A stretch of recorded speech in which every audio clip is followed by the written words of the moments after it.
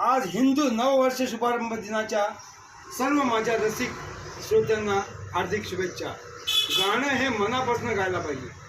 गाणं गाताना ते केवळ नुसतं मोबाईलमध्ये बघून नसतं गायचं, त्याच्यासाठी आंतरिक ओढ पाहिजे। त्यातला भावार्थ गर्भितार्थ लक्षात घेऊन ओढ तिडकीने ज्याला म्हणतात तसं गाणं आलं पाहिजे। गाणं हे 4 प्रकारचं असतं।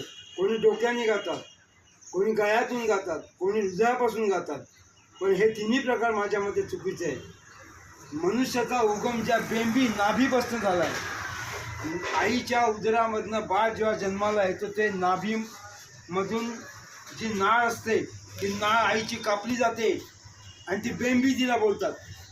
तर ते बेंबीच्या देठापासून ओरडणं ते म्हणतात लहान मुलाचं, तर तिथनं ते निर्मिती आहे। तर गाणं असं असलं पाहिजे, ओरिजिनल मूळ तळाशी जा, तिथनं आलं पाहिजे ते, तर ते अपील होतं। नाही तर वरवर आपलं बर्गर पाव खाल्ल्यासारखं चायनीज फूड नाही ते, त्यासाठी तळात जावं लागतं। नुसतं वरवर पोहून काय फायदा? तळ गाठा तुम्ही, उगम कुठे आहे, ते अस्तित्व कुठे आहे त्याची जाण झाली पाहिजे, तो बिंदू।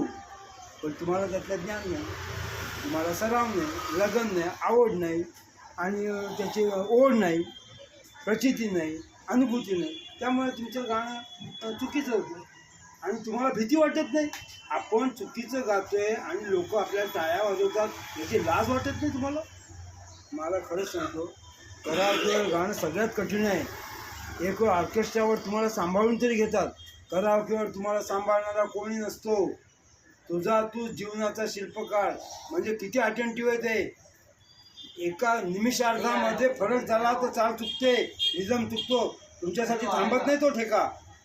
वादक असतात ते ठेका बदलतात, तर सामावून घेतात। यंत्र सामावून घेत नाही, यंत्र आणि तंत्र बिघडलं की गाणं संपलं। यासाठी ओरिजिनल गाणं इथनं बघा, पोटापासून आलं पाहिजे, मनापासून, ह्याला म्हणतात जाण।